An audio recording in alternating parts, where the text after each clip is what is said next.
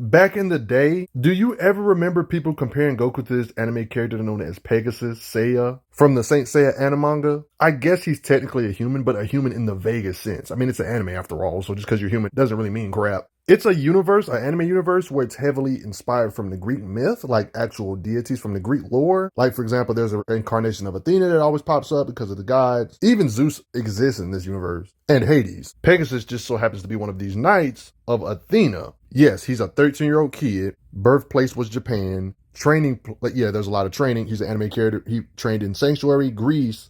We see him working out right here, for example. Martial arts, he knows. And these are like his signature moves you're probably going to see a lot throughout these videos. Not to mention, when it comes to the knights, there's different ranks of knight. He starts off at the beginning of the series, a bronze knight, which is the lowest. This is kind of on how we get into the power progression this character makes. You can get like a blueprint of the Pegasus armor in little scans like this to give you understanding of this armor, or like they would call it cloth.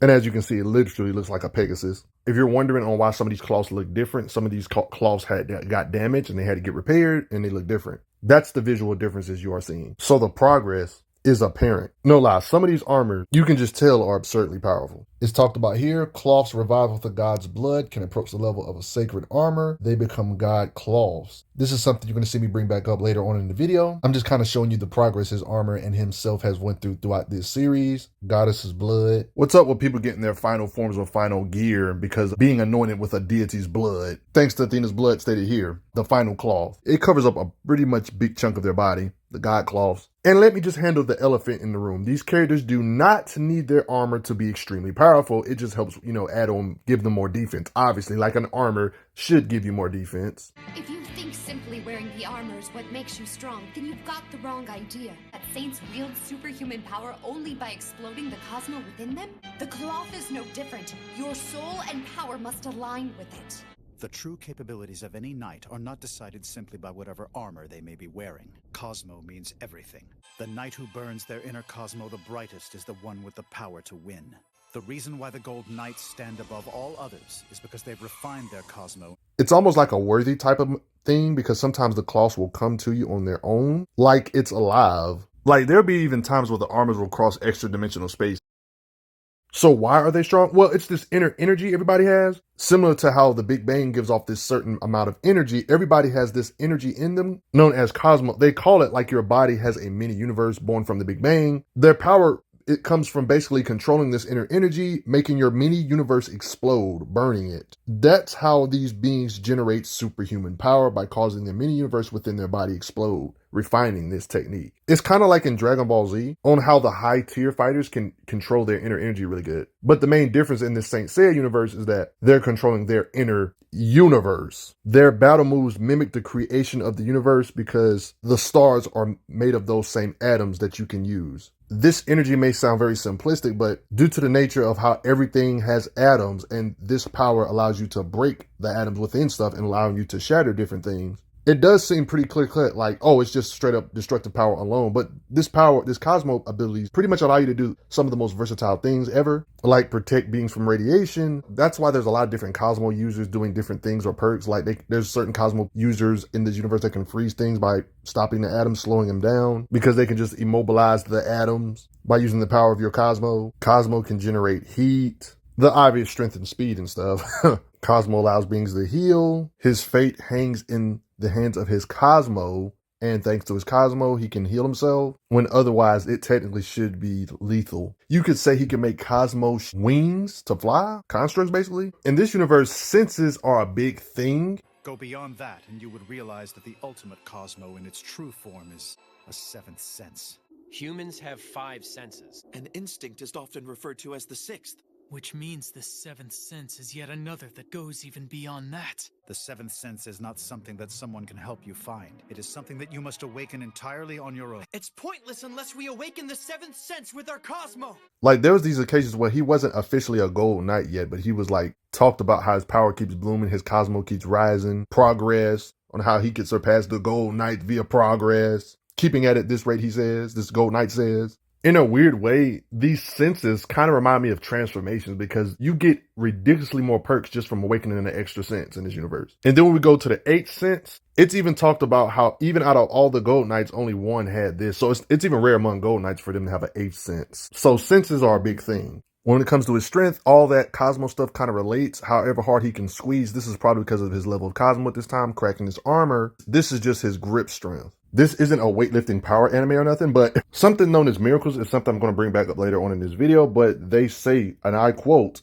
infinite strength. So everything I've talked about when it comes to him lifting a certain amount of weight could be like scratching the surface because everything's tied to Cosmo. If you can achieve a miracle and achieve higher strength than normal, naturally, it seems like you would be able to lift a lot more. Take that statement as you will. Does this mean he can lift literally infinite weight? What do you think? First off, it's proven that his hits are strong enough to rupture the internal organs of a normal human just from the impact. For those that don't know what these numbers mean, this is more powerful than the strongest boxers can hit with, just to let you know. Let's talk about the weight behind Seiya's punches. I mentioned this earlier already, but I'll say it again. They don't need their armor to be strong and hit hard like he's hitting beings away with no armor. It's showing that their Cosmo that's within him is very strong to be able to hit these beings without no cloth. It's because of this famous technique he uses as the meteor punch is why he can hit hard on beings even when he's not wearing armor. Like he's literally shirtless and you can see him cracking armor with the weight of his hits, launching people with the weight of his strikes. Here's a demonstration of the weight of his hits. Make his own crater. Here's a manga visual. His hit was compared to a meteor.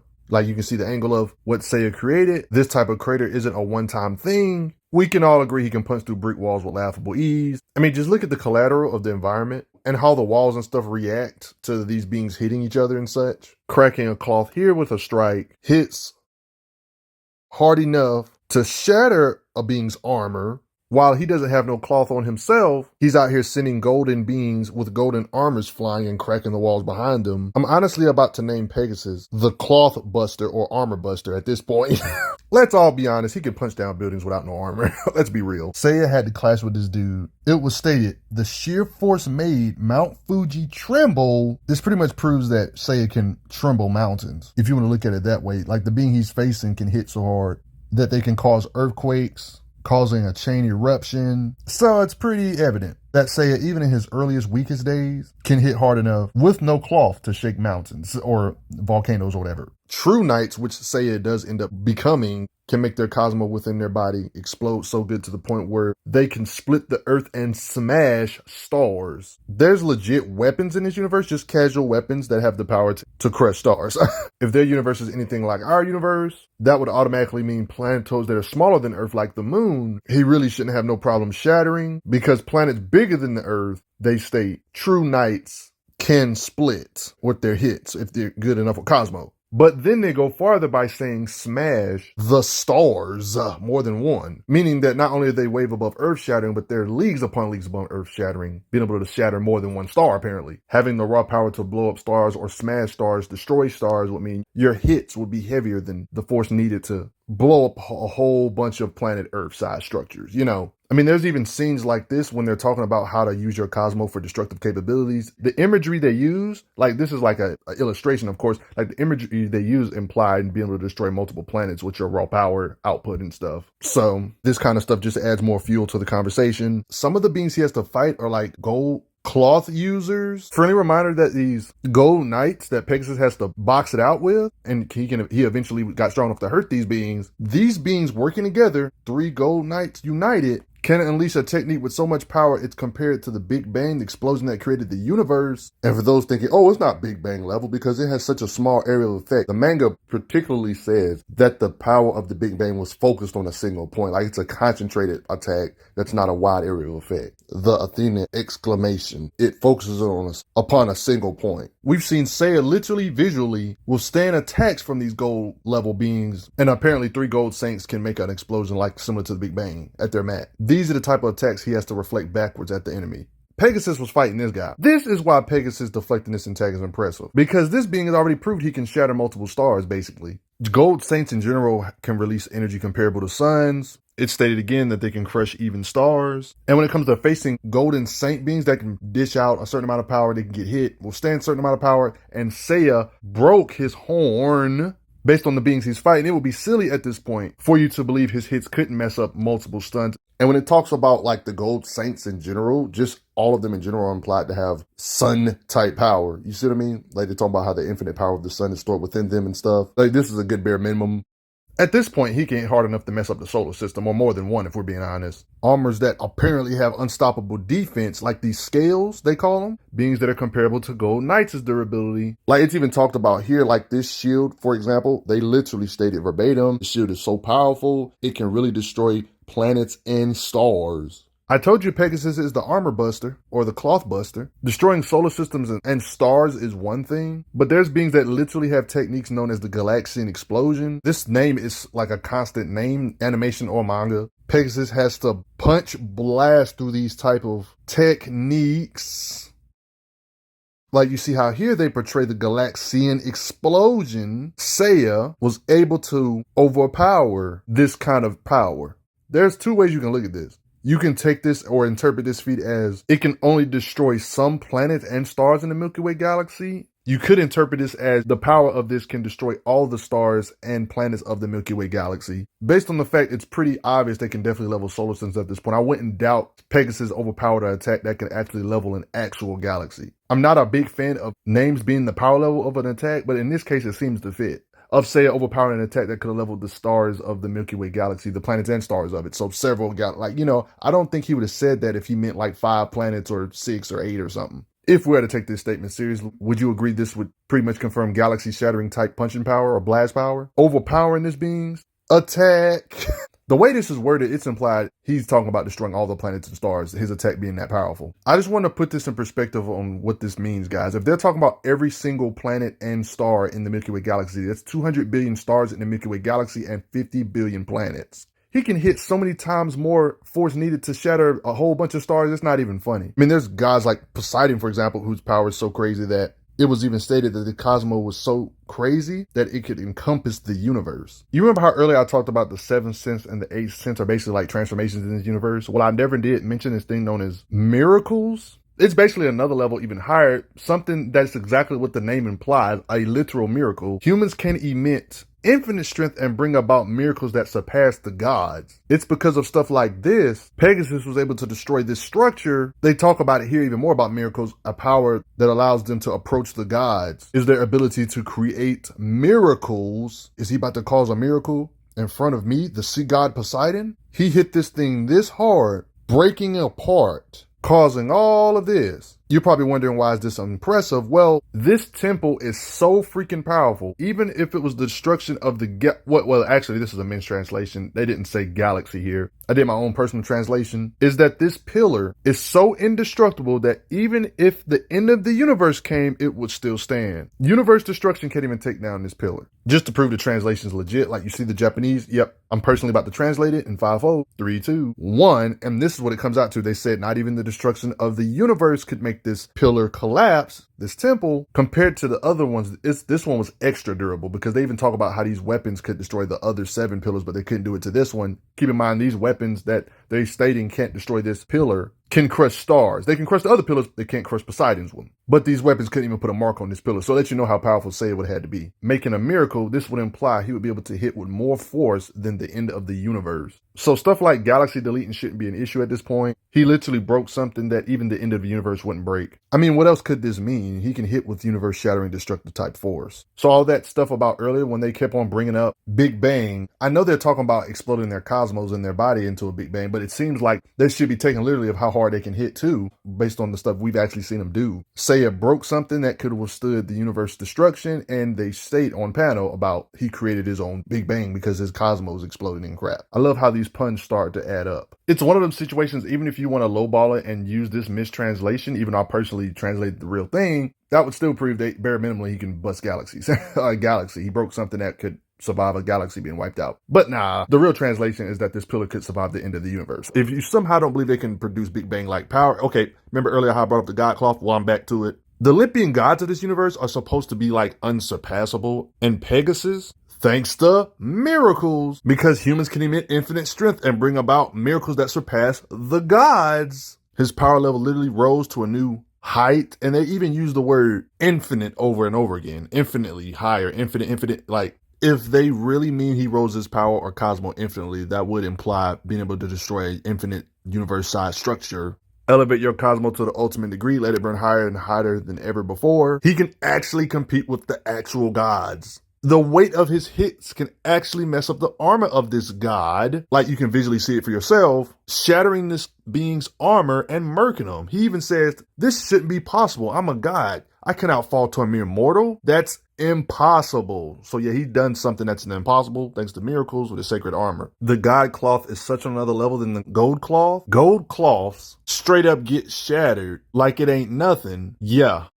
And Seiya's god cloth can eat these same blasts. So it lets you know it's on a totally different level. One of the craziest feats of all time, we see him holding back an attack from Hades and does the unthinkable and actually harms Hades. How can a mortal cause me such pain? Seiya is forever breaking rules that shouldn't be possible. Like, it's literally stated verbatim that he created 3 different universe-sized dimensions. Hell, Elysium, Underworld, all of it will go. If he goes, not to mention he's sustaining universe-sized structures. Like, it's one thing to build a house and the house holds itself up after you're done building it in real life, but it's one thing to be the person that's constantly holding up the house itself all the time. He's literally supporting this dimension. If he goes, the universe goes. This dimension goes. Seiya hurting a being this top tier is insanity. And when it comes to the size of these places, it's apparently an endless realm, a universe-sized structure. I mean, if you want to look at it even further, you can look at it like this room is divided into 8 prisons, 3 valleys, and 4 spheres. Like, it's divided. Like, you can almost kind of assume, what if these prisons and things are infinite in size too? Stated again that this place stretches on forever. Stretching forever. So now that you know hell is pretty much endless, what about the other dimensions in this place? Well, via translation, it's also implied these other places like Elysium are like universe-sized structures. Like, bare minimally, Hades created 3 universe-sized dimensions, but if you want to argue these other dimensions have other layered places like the prison and stuff, you could argue 10 plus dimensions Hades created. I guess you can get like a little map of everything that Hades created. Like, yeah, and he's sustaining this stuff. And he can move the entire solar system. Move all the planets in the solar system to align them a certain way. Yeah, I haven't talked about it much, but yeah, these characters can fight fast. You can tell the way this stuff is drawn. Even back in these earlier days, he can punch 85 times per second. And the beings he fight can react to this kind of stuff too. Not only he just keeps getting faster through each arc. You can make an argument. Part of the reason why these characters can hit so hard is because they can hit ridiculously fast. You look at it like that because speed is power. The weight and speed of his hits can make a sonic boom, aka surpass the speed of sound. The speed of his punches surpass Mach speed, to where beings can't even see the blows coming during this time period. He threw 100 kicks so fast that everybody in the crowd thought he only kicked once, when it was this many times. He went from punching 85 times in a second to going to 100 blows in a second. His combat speed can let him spot 1,000th of a second openings. This is partly battle IQ and, combat speed. There was this fight where his speed was increasing at such a fast rate where it was literally going from Mach 1 to Mach 10 to Mach 35 to Mach 120 to where his strikes literally looked like countless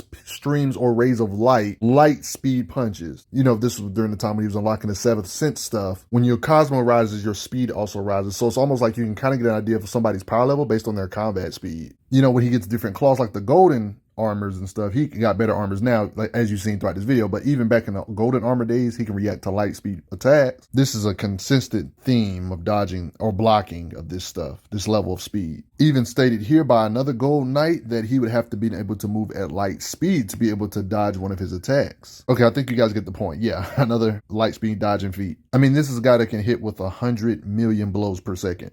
Yeah. Pegasus can fire light speed punches. He can move faster than the speed of light. There's other statements about him surpassing light. He can deliver hundreds of kicks in an instant. I mean, other knights that are not necessarily Seiya, for example, have weapons that can cross light years. These characters can cross crazy distances ridiculously fast. Not necessarily talking about Pegasus, but just the characters in general. So his fists and hands can move faster than light. I mean, he was so fast, a deity couldn't stop him. You remember how earlier I talked about the different realms inside of this dimension, like the different universes that Hades made? Like Elysium, for example, one of the many places other than hell itself in the underworld. There was like this super dimensional space they had to fly across. It was really complex. Time and space are in constant flux. They had to fly across all of this to get here, and that was the way to Elysium. Really hard to measure this. There wasn't no specific time frame, but I'm pretty sure traveling past all of this stuff is faster than the speed of light. By an extremely high degree, might I add.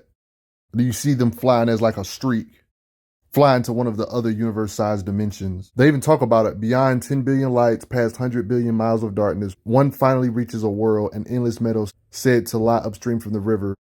They had to travel quite a bit to get here. I brought up this god earlier. His attacks can hit you from light years away, this god of death being.